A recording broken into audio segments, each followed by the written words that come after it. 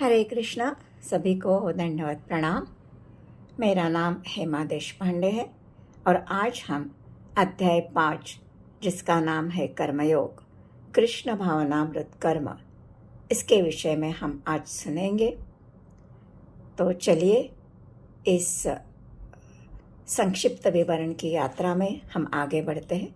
पहले हम गुरु की प्रार्थना करेंगे और फिर इस विषय को हम आगे बढ़ाएंगे। ॐ अज्ञानतिमिरान्धस्य ज्ञानाञ्जनशलाकया चक्षुरुन्मिलितं येन तस्मै श्रीगुरवे नमः।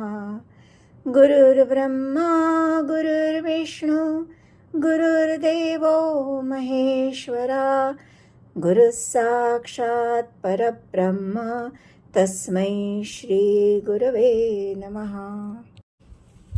श्रील प्रभुपाद की जय। हरे कृष्णा। ये जो 5वां अध्याय है, ये अध्याय 3 जो हमने कर्मयोग ये देखा, उसका एक एडवांस वर्जन है। तो इसमें हम कौन से महत्वपूर्ण बिंदुओं पे चर्चा करेंगे, इसको पहले थोड़ा देखते हैं। इसमें हम पहले परमात्मा का ज्ञान लेंगे, फिर गीता का उद्देश्य क्या है। क्या इतना ही गीता का उद्देश्य है कि हमें हमारे कर्तव्य कर्म करने चाहिए ये बताने का, कि और कुछ उद्देश्य है, इसके ऊपर चर्चा होगी। अर्जुन अभी भी भ्रमित है, इसलिए भगवान कर्मयोग और कर्म संन्यास इस विषय पर फिर से हमें गहराई तक लेके जाएंगे और उसमें कर्मयोग कैसे सरल है, कैसे सुरक्षित है, ये भी बताएंगे। और क्या कर्म ही हमारे बंधन का कारण है या कुछ और कारण है, इसके विषय पे हम चर्चा करेंगे। और फिर हमारे जो कार्य है वो कौन करवाता है हमसे, ये जो 3 करता है, इसके विषय में भगवान हमें विस्तार से बताएंगे। और आखिरी में भगवान शांति सूत्र बताकर इस अध्याय की समाप्ति करेंगे। हरे कृष्णा। तो हम आगे चलते हैं।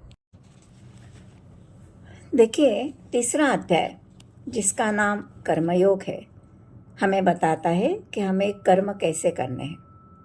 चौथे अध्याय में भगवान कहते हैं कि दिव्य ज्ञान के साथ कर्म करो। अब ये जो अध्याय है हमें कर्मयोग के और गहराई तक लेकर जाता है। देखो, जब हम स्कूल जाते हैं हम क्या करते हैं, पढ़ाई।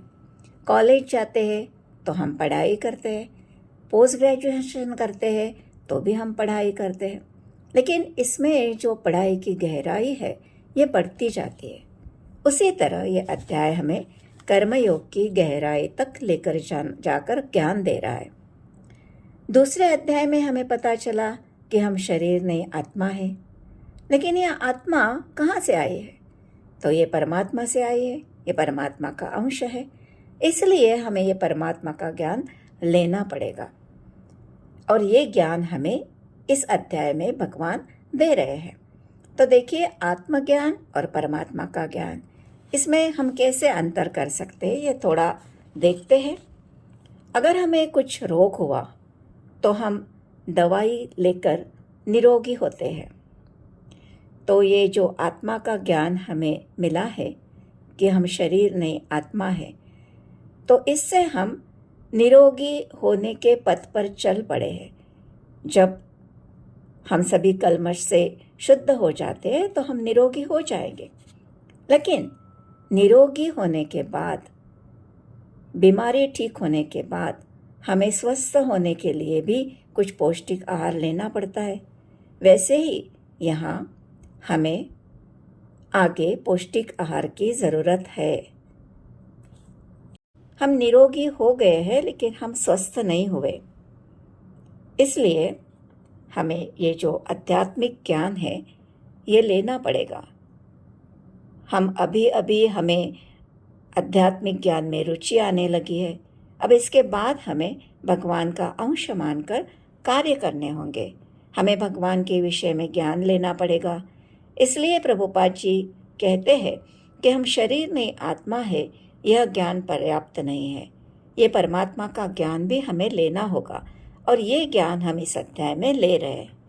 देखिए, ज्ञान हमें वैराग्य की तरफ लेकर जाता है, लेकिन ज्ञान हृदय से भगवान की सेवा न करने की जो प्रवृत्ति रहती है उसे मिटाता नहीं। ये कर्म करने से ही होता है। इसलिए प्रभुपाद जी इस्कॉन में भी सभी भक्तों को कुछ न कुछ कार्य में व्यस्त रखते थे। अब देखिए, गीता पढ़कर सिर्फ ज्ञान प्राप्त करने से नहीं होगा ना, उसके अनुसार हमें कार्य भी करने पड़ेंगे। हमारा कर्तव्य है, हमें निभाना चाहिए। ये तो एक सर्वसामान्य व्यक्ति है, उसे भी पता रहता है कि भाई परिवार है तो काम करना पड़ेगा। इतना ही बताने के लिए भगवत गीता नहीं बताई गई है। तो भगवत गीता हमें भगवान की सेवा कैसी करनी है ये सिखाती है। ड्यूटीफुल वर्क नहीं, डिवोशनल वर्क कैसे करना है ये सिखाती है। देखिए, भगवान अर्जुन को भक्तिमय कर्म और ज्ञानयुक्त अकर्म ये दोनों बताते हैं, जिससे अर्जुन फिर से भ्रमित होता है। ज्ञानमय संन्यास का अर्थ अर्जुन इंद्रियों द्वारा सभी कार्यकलापों का त्याग समझते हैं, और भक्ति में तो भगवान भक्ति में कर्म करने के लिए कह रहे हैं, तो कर्म त्याग कैसे हुआ? इसलिए वह भगवान से फिर से वही प्रश्न पूछ रहे हैं जो उन्होंने तीसरे अध्याय में भी पूछा था। वो कहते हैं, भगवान, एक तरफ आप मुझे ज्ञानयुक्त अकर्म करने के लिए कह रहे हो और फिर भक्ति के कर्म करने के लिए भी कह रहे हो। कृपा करके ये बताइए कि मेरे लिए इसमें से क्या श्रेष्ठ है। देखिए, चौथे अध्याय में भगवान अर्जुन को भीतर की शांति के विषय में बताते हैं, और अर्जुन ये भीतर की शांति को बाहर की शांति समझकर युद्ध से अशांति होगी ये समझ रहे, और कर्मफल के त्याग वे वह युद्ध का परित्याग समझ रहे हैं। अर्जुन पहले से ही मानसिक द्वंद्व में थे। युद्ध करना उन्हें अधर्म लग रहा था, और उसमें भगवान कर्मयोग और कर्म संन्यास दोनों की बातें करते हैं तो वो उलझन में पड़ गए। कर्म और त्याग, इसमें वह उलझ गए हैं। कृष्ण उन्हें समझाते हैं कि देखो, त्याग वह है जब व्यक्ति कर्म तो करता है लेकिन फल की इच्छा नहीं करता। कर्म का त्याग ये इसका अर्थ नहीं है।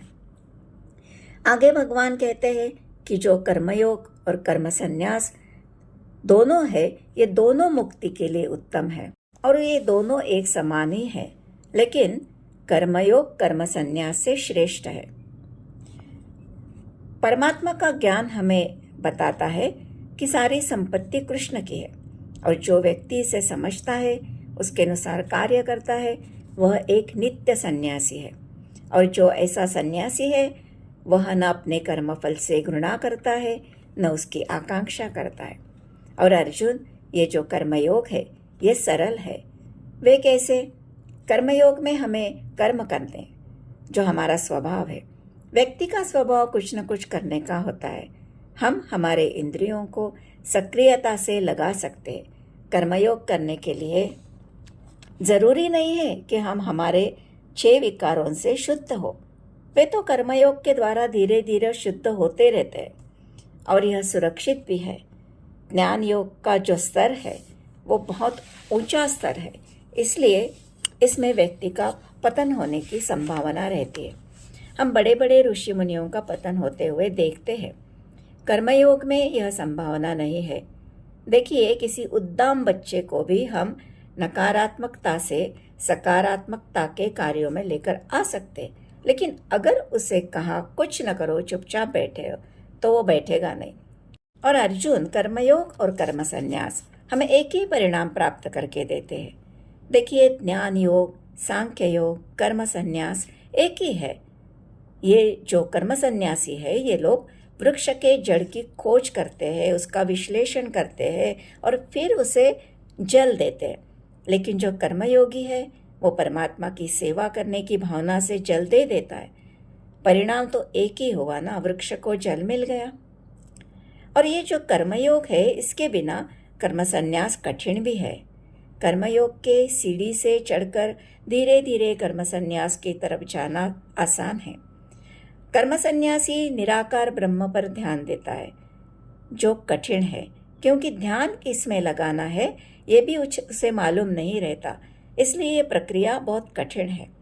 और आगे भगवान अर्जुन को कहते हैं कि हे अर्जुन, कर्मयोगी जो है उसे भी ब्रह्म प्राप्ति मिलने में देर नहीं लगती, इसलिए त्याग की भावना से युद्ध करो। अब भगवान जो भक्त होता है उसकी भावना कैसी रहती है, कैसे देखता है सभी को, ये बताते हैं। भगवान कहते हैं कि जो भक्त है वह सभी प्राणी को परमात्मा के रूप में देखता है। सभी प्राणी में एक ही परमात्मा देखता है। उसके हृदय में परमात्मा के लिए प्रेम रहता है और इसलिए वो जो प्रेम है वही प्रेम वह सभी को दे पाता है और इसलिए वो सभी का प्रिय भी होता है। तो प्रभुपाद जी हमें कहते हैं कि देखिए, ये जो प्रेम वो देता है ये कृष्ण भावनामृत के कारण ही होता है, क्योंकि कृष्ण भावनामृत कर्म करते करते कृष्ण के प्रति हमें प्रेम हृदय में उत्पन्न हो जाता है और इसलिए ये हृदय का प्रेम वो बाकी लोगों को दे पाता है।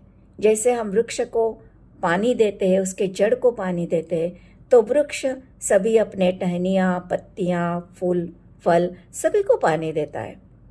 हम देखते हैं कि ये कर्मयोगी में ये जो कृष्ण प्रेम है जो ये सभी को देता है, ये कहाँ से आता है ये हम देखेंगे। तो ये प्रेम जब हम भगवान की लीलाएं सुनते हैं, जैसे पुतनावध में हम सुनते हैं कि वह एक राक्षसी थी और कन्हैया को मारने आई थी, तो भी भगवान ने उसे माता का स्थान दिया, क्योंकि उसने अपना दूध जो विष भरा था लेकिन पिलाया था। देखिए कितने करुणामय है ये, और ये सुनकर हमारे हृदय में भी उनके लिए प्रेम उत्पन्न होता है और वही प्रेम हम दूसरों को दे पाते और ये करते वक्त हमारे भी कलमश शुद्ध होते और फिर हम भी हमारे इंद्रियों पर विजय प्राप्त करके जीतेंद्रिय हो सकते हैं। जीतेंद्रिय व्यक्ति कैसे होता है ये बताया गया है। तो ये जो जीतेंद्रिय व्यक्ति है यह सभी कार्य करते हुए उसमें स्वयं को रमाता नहीं है, यानी उसमें वो रमता नहीं है। वो सोचता है कि इंद्रियों के सभी कार्य इंद्रियां करती रहती है। देखिए हमारे कुछ कार्य ऐसे हैं वे अपने आप होते हैं, जैसे सांस लेना है, देखना है, सूंघना है इत्यादि। हमें पता भी नहीं कि इसका कंट्रोल कैसे होता है। जब हम नींद में है तो भी हम सांस लेते रहते हैं, हमारा हृदय धड़कता रहता है। तो इसके विषय में जब हम गहराई से सोचे तो इसका कोई नियंत्रक जरूर है और जो हमें ये शक्ति प्रदान करता है और वह भगवान है। और जो ज्ञानी व्यक्ति है ये वह अच्छी तरह से जानता है कि वह कुछ नहीं करता, सब कुछ भगवान की कृपा से होता है। जीव करता नहीं है, इसमें आश्चर्य करने की कोई बात नहीं है। भगवान की इच्छा के बिना पत्ता भी नहीं हिलता, उनके अनुमति के बिना आत्मा अपने शरीर का हाथ भी नहीं हिला सकती। और एक कर्मयोगी जो है ये समझता है, वह अपने शरीर को भगवान की कृपा समझता है, इसलिए जो भी वो करे उसे भगवान को अर्पण करने की भावना उसके मन में रहती है। वही सब व्यवस्था करने वाले हैं। देखिए गर्भवती माता के स्तनों में बच्चों के लिए दूध की व्यवस्था कौन करता है। इसलिए ये कर्मफल भगवान का है जो हमें उन्हें अर्पण करना चाहिए, उस पे उनका अधिकार है। ये जो व्यक्ति है जो ऐसे सोचता है इसकी स्थिति कैसी रहती है ये भगवान बता रहे। तो ये जो व्यक्ति है यह कमल का पत्ता जिसके ऊपर पानी टिकता नहीं, पानी में कीचड़ में रहकर भी वह उससे अलिप्त रहता है, उसी तरह ये जो भौतिक संसार का कीचड़ है इसमें रहकर भी जिसकी इस तरह की चेतना है वह वो कीचड़ से अलिप्त रहता है। संसार में रहकर भी वह संसार का बनता नहीं है। वो यही सोचता है कि शरीर भगवान का है, इसलिए मुझे इसे भगवान की सेवा में ही लगाना चाहिए। वह वैसे ही कार्य में संलग्न रहता है। अब हम जब भगवान की ओर आकर्षित होते हैं तो जो व्यक्ति की प्रेरणा होती है इसके विषय में हम थोड़ा देखेंगे। यह प्रेरणा 4 प्रकार की होती है। भय, आशा, कर्तव्य और प्रेम। हमने पहले भी यह देखा था। अब भय के कारण कि ये नहीं किया तो भगवान हमें कुछ सज़ा देंगे, इस भय से, या कुछ हो जाएगा तो क्या होगा, इस भय के कारण हम भगवान के पास जाते हैं। तो ये कुछ अच्छा स्तर नहीं है। जैसे एक बच्चा है, अपने माता पिता से डरता है और डर के कारण वो सब कुछ करता है। आशा से हम जा सकते हैं, लेकिन सिर्फ यही कारण से कि माता पिता मुझे सब जायदाद दे देंगे इसलिए बच्चा जाएगा, तो ये भी स्तर कुछ अच्छा नहीं है। भगवान के पास हर टाइम कुछ मांगने, हर वक्त कुछ मांगने के लिए जाना, ये भी कुछ अच्छी बात नहीं है। अब कर्तव्य की प्रेरणा से कोई भगवान की ओर आकर्षित होता है कि यह सोचकर भगवान हमें सब कुछ देते हैं तो हमें भी उनके लिए कुछ करना चाहिए, आभार का भाव मन में रहता है, तो ये थोड़ा ऊपर का स्तर है। जैसे एक बच्चा अपने माता पिता का ख्याल कर्तव्य भावना से रखता है, लेकिन प्रेम से आकर्षित होना, जैसे हे कृष्ण आप मेरे हो, आपके लिए मैं क्या करूं, इस भावना से जाना सबसे ऊंचा स्तर है।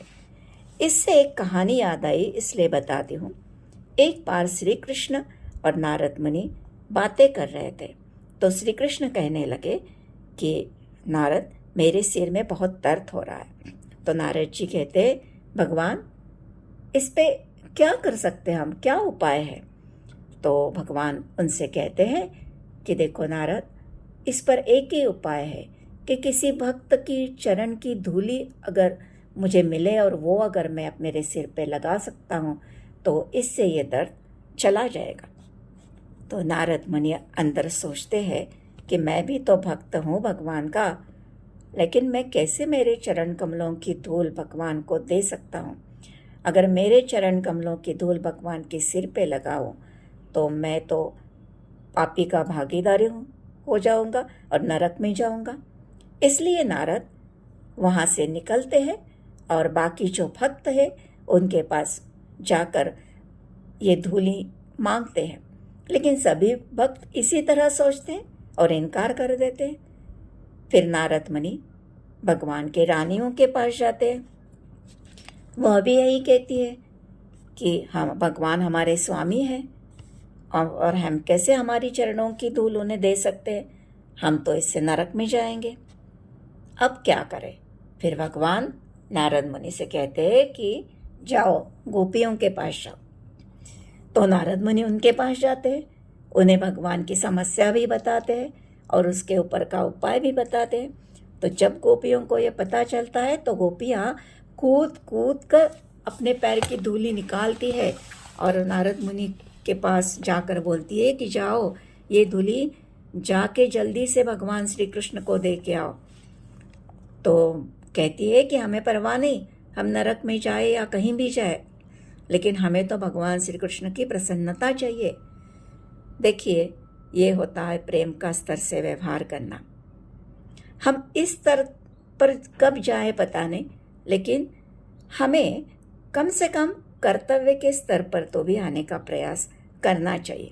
और जो कर्मयोगी होता है, वो कर्मयोगी की चेतना इस कर्तव्य भावना की होती है, इसलिए उसे सदैव शांति प्राप्त होती है।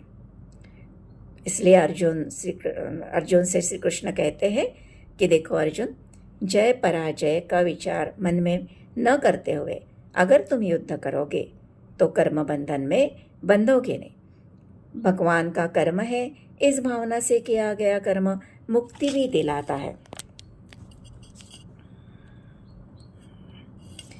इस चर्चा से हम एक बात समझ सकते हैं कि देखो, क्या कर्म हमारे बंधन का कारण है और मुक्ति का कारण है? नहीं, हम जो चेतना से वो कार्य कर रहे हैं ये बहुत महत्वपूर्ण है। ये कारण हमारे बंधन और मुक्ति का कारण है। इस तरह कर्मयोगी की विशेषता बताकर भगवान अर्जुन को कर्म करने के लिए यानी युद्ध करने के लिए प्रोत्साहित कर रहे हैं। अब आगे भगवान एक महत्वपूर्ण विषय पर चर्चा करेंगे, 3 कर्ताओं का ज्ञान। एक कर्ता है हमारा जीवात्मा, दूसरा कर्ता है प्रकृति यानी हमारा शरीर, और तीसरा करता है परमेश्वर यानी परमात्मा। आत्मा की भूमिका इच्छा करना है, प्रकृति की भूमिका है शरीर से कर्म का सृजन करना, कर्मफल की रचना करना। जो आत्मा की इच्छा है वह पूर्ण करने की रचना करना। अब परमेश्वर परमात्मा ये अनुमंता है। परमात्मा जीव के कार्य के साक्षी है। हम सभी के हृदय में ये परमात्मा आत्मा के साथ साक्षी रूप में रहते हैं और इसलिए वो आत्मा की इच्छा को तुरंत जान लेते और जब वह वो इच्छा को अनुमति देते तभी ये प्रकृति उसके लिए व्यवस्था करती है। देखिए, ये प्रकृति है, हाँ, ये हमारे कर्मों के हिसाब से हमें शरीर प्राप्त करवाती है और हमारी इच्छा जो है हमारे मन में वो भगवान हमारे कर्मों के अनुसार पूर्ण करते हैं। अब कर्म का सृजन प्रकृति करती है। हमारे इंद्रियों द्वारा हमसे प्रकृति कार्य करवाती है, लेकिन ये भी हमारे स्वभाव से होता है और जो ये स्वभाव है ये 3 गुणों से बना रहता है और ये प्रकृति जो है ये 3 गुणों से हमसे कार्य करवाती है। इसलिए जो जीवात्मा है न सृजन करता है, न प्रेरित करता है, न कर्म फल की रचना करता है। ये शरीर में स्वामी के तरह लगता तो है, लेकिन प्रभुपाद जी कहते हैं ये 3 गुणों के लहरों पर इसकी यात्रा चलती रहती है। ये न स्वामी है, न करता है, न नियंता है। परमेश्वर की भूमिका इसमें क्या है ये हम देखते हैं। परमात्मा अनुमति देते हैं, लेकिन अगर अनुमति नहीं मिली तो जीव अज्ञान के कारण परमेश्वर को ब्लेम करते हैं। देखिए, हमारे पूर्व जन्म के कर्म नहीं है तो भगवान अनुमति नहीं देते। सीधी बात है, हम जब शॉपिंग करने जाते हैं, हमें कुछ चीज़ पसंद आती है, लेने की इच्छा होती है, तो हम ये देखते हैं कि हमारे बजट में है या नहीं। अगर बजट में नहीं है तो हम वो चीज़ नहीं लेते। इसी तरह ये जो बजट है ये हमारे कर्म है। अगर ये नहीं है तो परमात्मा अनुमति नहीं देंगे और प्रकृति व्यवस्था नहीं करेगी। देखिए, पोस्टमैन जो रहता है वो हमारा पार्सल हमारे घर ला कर देता है। उसमें क्या अच्छा है बुरा है उसके लिए वह रिस्पॉन्सिबल नहीं रहता, यह हमें समझना है। इसलिए जो हमारे कर्म है वो हमें अच्छे तरह से करने हैं। एक बच्चा है, उसे अगर प्रिंसिपल ने स्कूल से निकाल दिया क्योंकि उसने स्कूल के नियमों का पालन नहीं किया, तो इसके लिए बच्चा जिम्मेदार है, प्रिंसिपल नहीं। इसलिए हमें जो भगवान ने नियम बताए हैं, जो हमारे पालन करता है, उनके नियमों का पालन हमें करना चाहिए। अब भगवान कहते हैं कि मैं व्यक्ति की योग्यता के अनुसार उसकी इच्छा पूर्ण करता हूँ, लेकिन अगर कोई कृष्ण की इच्छा करता है तो मैं उसका विशेष ख्याल रखता हूँ। भक्त के ऊपर उनकी विशेष कृपा रहती है, इसलिए ये कृपा हमें सभी को पानी है। भगवान की भक्ति करनी है, उनकी सेवा करनी है, उनकी वाणी का प्रचार करना है, उनके नियमों का हमें आचरण करना है, सदैव हमें उनके नाम का उच्चारण करना है। और जो कर्मयोगी है वह ये समझता है, इसीलिए उसकी जो अविद्या है उसका नाश होता है। और जैसे सूर्य के उदय से सब कुछ प्रकाशित होता है, उसी तरह जब कोई भगवान से शरणागत होता है तो उसे सब स्पष्ट दिखने लगता है। जो हमारा दृष्टिकोण है वो व्यापक होता है, ये अज्ञान का अंधकार नष्ट होता है।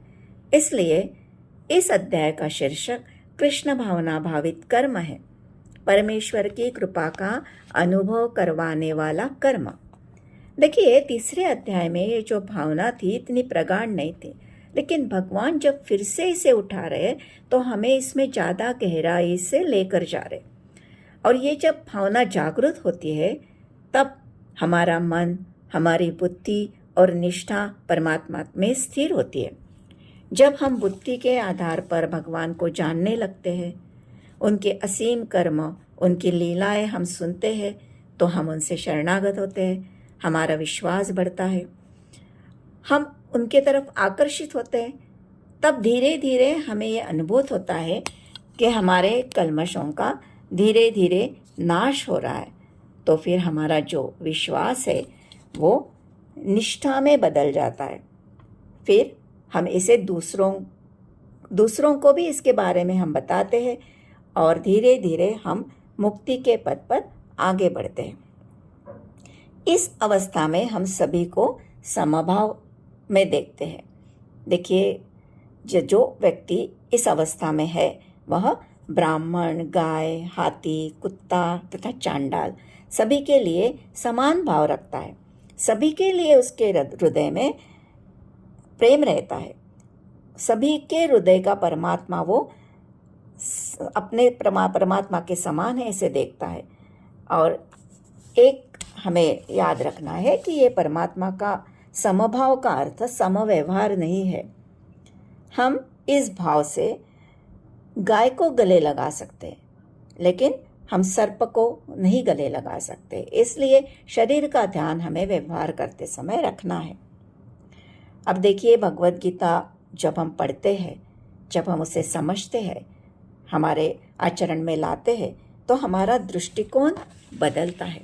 हम सभी जगह ब्रह्म की अनुभूति करते हैं। हर जीव में हम परमात्मा देखते हैं। इस समभाव से हम ब्रह्म में स्थित होते हैं और इससे क्या होता है, फिर जीव में भगवान जैसे गुण आने लगते हैं। भगवान निर्दोष है, हम भी निर्दोष बनते हैं। न किसी से आसक्ति करेंगे, न किसी से घृणा करेंगे। अब ऐसा जो व्यक्ति होता है, उसके गुण क्या होते हैं, वह भगवान बताते हैं कि वह न प्रिय वस्तु पाकर हर्षित होता है, न अप्रिय से घृणा करता है। उसकी बुद्धि स्थिर रहती है, वह मोह रहित रहता है, संशय रहित रहता है। वह भगवान को जानता है और उसके अंदर सदैव सुख और आनंद का अनुभव करता है। अब हमें भगवान जागरूक करते हैं कि देखो, ये जो इंद्रिय विषयों के स्पर्श से उत्पन्न होने वाला सुख है, जो तुम्हें मिलता है, जो आनंद है, वही दुख का कारण है। और ये सुख का आदि और अंत भी होता है। इसलिए जो बुद्धिमान व्यक्ति है, ऐसे आनंद में रमते नहीं हैं। आगे भगवान ये भी कहते हैं कि ये जो इंद्रियों के वेग है, ये आते ही रहेंगे। उसे हमें सहन करना सीखना चाहिए। उससे हमें विचलित नहीं होना है। जिस तरह सागर में नदियाँ आती रहती है, लेकिन वह शांत रहता है, इस तरह से वह सक्षम और सुखी रहेगा। यह हमारी इच्छा शक्ति के बल पर आत्मा कर सकती है। इसके लिए हमें क्या करना पड़ेगा? हमें सत्संग में रहना है, भगवान का नाम लेना है, शास्त्र अनुसार नियमों का पालन करना है, भगवत गीता भागवतम का सदैव वाचन करना है, श्रवण करना है, चिंतन करना है और इसे हमें हमारे जीवन में उसे लाना है। तभी हम ब्रह्मभूत अवस्था के रास्ते पर चल पड़ेंगे। हम आंतरिक रूप से संतुष्ट रहेंगे। हम सभी के लिए कल्याणकारी कार्य करेंगे। हमारे भीतर का सुख अगर श्रेष्ठ है, तो ही हम बाहर के इंद्रिय तृप्ति के सुख को त्याग सकते हैं। जो एक स्वरूप सिद्ध व्यक्ति है, वही अपनी योग्यता को बढ़ाकर प्रगति कर सकता है और ये सभी हम भक्ति योग से कर सकते हैं। ये जो काम, क्रोध, ये 6 विकार है, ये हम स्वयं के बल पर उस पर हम विजय प्राप्त नहीं कर सकते। लेकिन अगर हम भक्ति के कार्यों में लगेंगे तो इनके बारे में सोचने के लिए हमें वक्त ही नहीं मिलेगा। ये हमें पता होना चाहिए। इसलिए ऐसे कार्यों में हमें सदैव स्वयं को लगाए रखना है। तो अभी भगवान आगे अष्टांग योग के विषय में बताते हैं। भगवान कहते हैं कि जैसे कर्मयोग द्वारा हम मुक्ति पा सकते हैं, वैसे हम अष्टांग योग के 8 नियमों का पालन करके भी मुक्ति पा सकते हैं। अब भगवान ध्यान योग के तरफ हमारा ध्यान आकर्षित कर रहे हैं, जो भगवत गीता का 6वां अध्याय है। इसके विषय में हम नेक्स्ट अध्याय में यानी 6वें अध्याय में विस्तार से देखेंगे। अब आखिरी भगवान हमें शांति सूत्र बता रहे हैं। भगवान यह कह रहे कि देखो, मुझे सभी यज्ञों का भोक्ता समझकर, सभी लोक और देवताओं का परमेश्वर, समस्त जीवों का उपकारी और हितैषी मानकर अगर कोई मेरी पूजा करता है तो उसे शांति प्राप्त होती है। इसको हम थोड़ा देखते हैं। देखिए, एक कंपनी है, इसमें कोई काम कर रहा है। काम कंपनी के मालिक के लिए वो कर रहा है। जो नफ़ा प्राप्त होता है, प्रॉफिट मिलता है, वह किसका है? मालिक का है। अगर उसने ईमानदारी से काम करके वो जो नफ़ा है वो मालिक को दे दिया तो वो मालिक उसे ज़रूर उसका हिस्सा देगा। लेकिन उसने अगर बीच में कुछ गड़बड़ की तो नहीं चलेगा, फिर उसे निकाल दिया जाएगा। उसी तरह ये सब भगवान का है। इस भावना से कर्म करके उन्हें हमें अर्पण करना है। और वो सभी के सुहृदयी है, परोपकारी है, वो हितैषी है, तो वो ज़रूर तुम्हें देंगे और वही तुम्हें देते आए हैं। इसलिए उनके दिए गए नियमों का पालन करके हमें उनके लिए ही कर्म करने चाहिए। वे ज़रूर हमारी रक्षा करेंगे, हमारा हित साध्य करेंगे, ये विश्वास रखना है। और ये अगर विश्वास हम रखते हैं तो हमारा मन अपने आप शांत होगा, हमें चिंता ही नहीं रहेगी, क्योंकि भगवान हमारे मित्र है, हमारे हितैषी है, तो अपने हित का ही कार्य करेंगे वो, तो आप ज़रूर शांत रहेंगे। इसलिए आप सभी को विनंती है, और ये विनंती मेरे लिए भी है कि हमें भगवान ने दिए रास्ते पर चलकर उन पर भरोसा रखना है और हमारे जो ये महान ग्रंथ है, भगवत गीता, भागवतम इत्यादि, इनका हमें सहारा लेकर उसके अनुसार आचरण करना है। तो यही मैं ये सुंदर अध्याय को समाप्त करती हूँ और आपको विनंती करती हूँ कि आप प्लीज़ इस विषय में कुछ सोचें, और अगर आपको ये अच्छा लगा हो तो लाइक, सब्सक्राइब और शेयर कीजिए ताकि बाकी लोगों को भी इसका लाभ मिले। इसी के साथ मैं मेरा ये जो रिकॉर्डिंग है वो समाप्त करती हूँ। हरे कृष्णा कृष्ण कृष्ण हरे हरे, हरे राम राम राम हरे हरे।